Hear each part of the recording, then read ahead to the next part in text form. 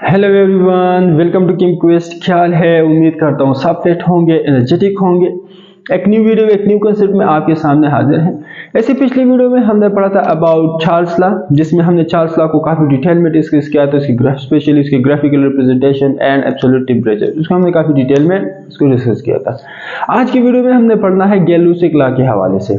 गैलूसिक law भी बिल्कुल gases law है, जिस तरह हम Boyle's law, Charles law, Avogadro law पढ़ते हैं, इसी तरह गैलूसिक लॉ भी पढ़ते हैं। आपके कोर्स में गैलूसिक लॉ का कोई टॉपिक नहीं है, लेकिन एक जगह पर एक पॉइंट आया था गैलूसिक लॉ, तो शायद कंपीटिटिव एग्जाम में इससे कोई एमसीक्यू वगैरह आ जाए, तो इसलिए मैंने चाहा चलो ये टॉपिक भी एक्सप्लेन कर लेते हैं ताकि स्टूडेंट को इसका आइडिया भी क्लियर हो जाए कि गैलूसिक लॉ क्या है। ठीक है जी, तो चलो पढ़ते हैं गैलूसिक लॉ। गैलूसिक लॉ को एक और नेम भी देते हैं, that is called Amontons law.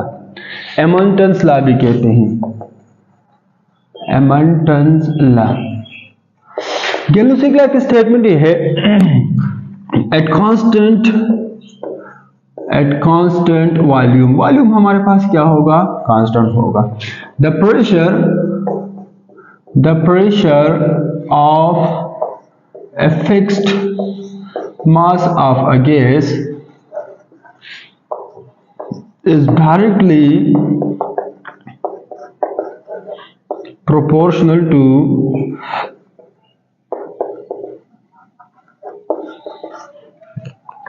temperature।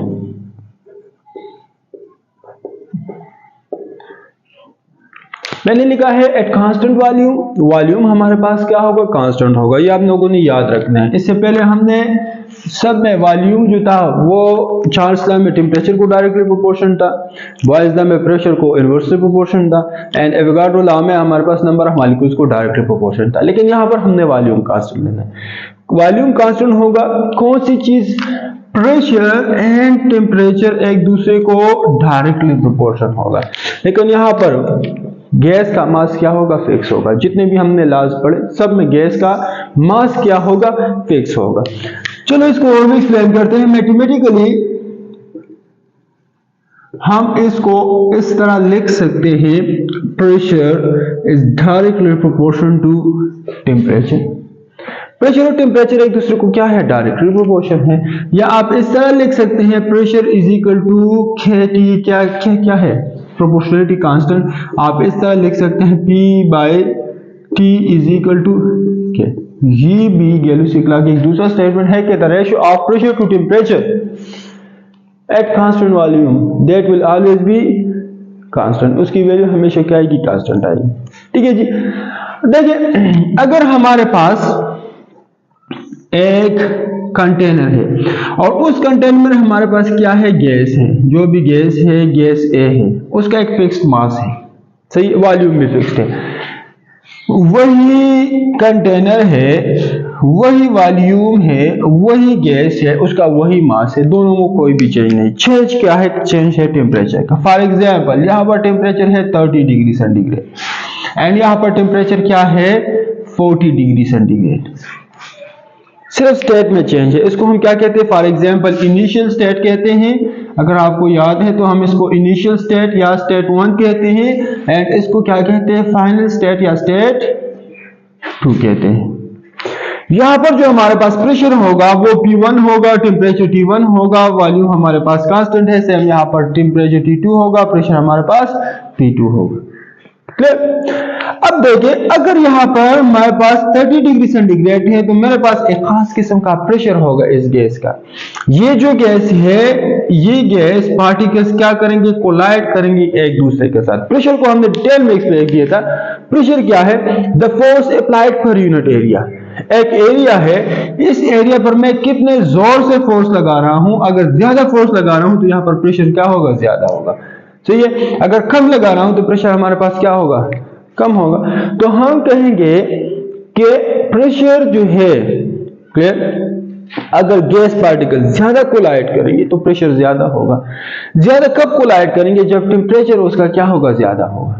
Temperature कब ज्यादा हो, जब उसकी काइनेटिक एनर्जी ज्यादा हो। मॉलिक्यूल ज्यादा तेजी के साथ भागते हैं, काइनेटिक एनर्जी उनकी ज्यादा है, कोलिजन रेट ज्यादा हो। कोलिजन रेट ज्यादा होगा, प्रेशर ऑटोमेटिकली ज्यादा होगा। तो यहाँ पर हम कहते हैं कि हमारे पास टेम्परेचर 30 डिग्री सेंटीग्रेड है। अगर हम टेम्परेचर को 40 करेंगे तो टेम्परेचर इंक्रीज करने से क्या होगा, मॉलिक्यूल्स के दरमियान इंटरमॉलिक्यूलर फोर्सेस वीक होंगे। जब इंटरमॉलिक्यूलर फोर्सेस वीक होंगे तो मॉलिक्यूल तेजी के साथ भागेंगे, उसकी काइनेटिक एनर्जी इंक्रीज होगी। काइनेटिक एनर्जी इंक्रीज होगी कि उसका कोलेजन रेट भी क्या होगा, इंक्रीज होगा। कोलेजन रेट इंक्रीज होगा तो प्रेशर क्या होगा, प्रेशर ऑटोमेटिकली इंक्रीज होगा। तो यहां पर जो हम लिखते हैं pressure is directly proportional to temperature. Pressure temperature को डायरेक्ट क्या है, इसका रिलेशन है। इसलिए जब भी हम टेम्परेचर इंक्रीज करते हैं इंटरमॉलिक्यूलर फोर्सेस डिक्रीज होते हैं। इंटरमॉलिक्यूलर फोर्सेस डिक्रीज होते हैं, काइनेटिक एनर्जी इंक्रीज होती है। काइनेटिक एनर्जी इंक्रीज होती है, कोलेजन रेट इंक्रीज होगा। कोलेजन रेट इंक्रीज होगा तो जाहिर सी बात है कि फोर्स एक खास यूनिट एरिया पर ज्यादा लगेगा। जब ज्यादा लगेगा तो प्रेशर हमारे पास ऑटोमेटिकली इंक्रीज होगा।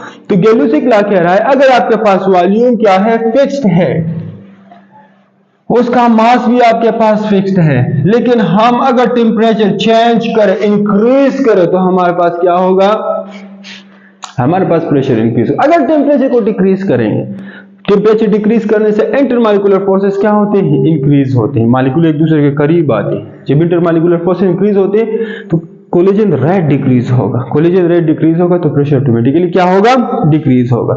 तो इनिशियल स्टेट के लिए हम इस तरह लिख सकते हैं P1 by T1 is equal to P2 by T2, या आप इस तरह लिख सकते हैं P1 by T1 ये क्या है, ये K के बराबर है, या फॉर एग्जांपल इक्वेशन 1 है, एंड P2 by T2 ये क्या है, ये भी K के बराबर है, इक्वेशन 2 है। दोनों के लिए सेम है तो आप दोनों को इस तरह लिख सकते हैं P1 by T1 is equal to P2 by T2। Clear, ये इनिशियल फाइनल स्टेट के लिए। ग्राफिकल रिप्रेजेंटेशन अगर हम लिखे, ग्राफिकल रिप्रेजेंटेशन, तो ग्राफिकली हम इस तरह लिख सकते हैं, एक हमारे पास x एक्सिस है, दूसरा हमारे पास क्या है, y एक्सिस। यहाँ पर हम अगर प्रेशर रखते हैं तो अपवर्ड इंक्रीज हो रहा है, यहाँ पर अगर हम टेम्परेचर रखें तो ऑनवर्ड इसको इंक्रीज कर रहे हैं। अगर यहाँ पर टेम्परेचर कम है, 0 1 2 3 4, यहाँ पर 1 2 3 4, अगर टेम्परेचर कम है, फॉर एग्जाम्पल यहाँ पर है, तो प्रेशर भी क्या होगा, कम होगा। अगर टेम्परेचर कम है प्रेशर भी कम होगा। जितना हम टेम्परेचर इंक्रीज करते जाएंगे प्रेशर उतना क्या होगा, इंक्रीज होगा। तो यहां पर हमारे पास क्या होगा, कर्व, स्ट्रेट लाइन कर्व होगा, स्ट्रेट लाइन कर्व होगा। इस ग्राफ को हम क्या कहते हैं, इसको हम कहते हैं आइसोकोरिक कर्व। आइसोकोरिक क्यों कहते हैं, क्योंकि ये हमारे पास क्या है, एट कांस्टेंट वॉल्यूम, वॉल्यूम यहाँ पर कांस्टेंट है, सही है। तो अक्सर कॉम्पिटिटिव एग्जाम में आता है कि जो हमारे पास होता है गैलोसिक लॉ, जो स्ट्रेट लाइन आता है उसको हम क्या कहते हैं, उसको हम कहते हैं आइसोकोरिक। क्यों, क्योंकि इसके लिए कंडीशन क्या है, कंडीशन हमारे पास है वॉल्यूम फिक्स होगा, सही है। इससे पहले बॉयज लॉ से भी हमने पढ़ा था। बॉयज लॉ को हमने क्या कहा था, वहां पर टेम्परेचर फिक्स था। जब टेम्परेचर फिक्स था उसको हम आइसोकोरिक कहेंगे। जब और दूसरे फिर हमने क्या कहा था, प्रेशर अगर फिक्स है तो प्रेशर मतलब कांस्टेंट है तो उसको हम कहेंगे आइसोबैरिक। एंड थर्ड नंबर हमारे पास क्या है, अगर वॉल्यूम फिक्स है तो उसको हम कहेंगे आइसोकोरिक लॉ, सही है। तो ये तो आप गैलोसिक लॉ। अगर इसके हवाले से कोई भी क्वेश्चन है तो आप कमेंट सेक्शन में जरूर बता सकते हैं। इंशाल्लाह मिलेंगे नेक्स्ट वीडियो में नेक्स्ट कॉन्सेप्ट के साथ। तब तक के लिए इजाजत दीजिए, अपना ढेर सारा ख्याल रखिए। अल्लाह हाफिज, थैंक यू वेरी मच।